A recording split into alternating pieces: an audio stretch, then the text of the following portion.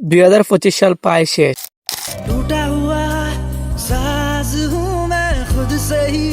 শুরু হতে যাচ্ছে 2026 সাল। আপনারা যারা ক্যালেন্ডার ডিজাইন করতে চাচ্ছেন তাদের জন্য এই ভিডিওটি।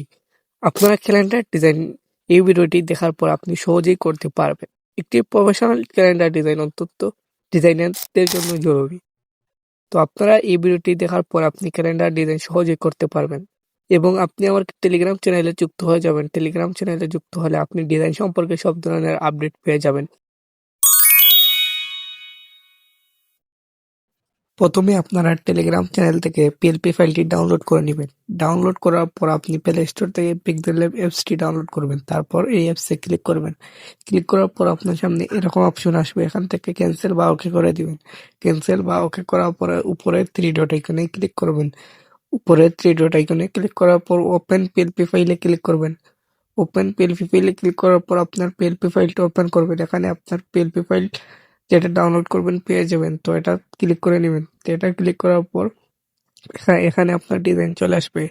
তো দেখতে পাচ্ছেন ডিজাইনটি চলে আসছে। তো এখান থেকে আপনারা দেখতে পাচ্ছেন এই সুন্দর ডিজাইনটি আপনি নিজের মতো কাস্টমাইজ করতে পারবেন। এখান থেকে নাম সবকিছু কাস্টমাইজ করে নিতে পারবেন।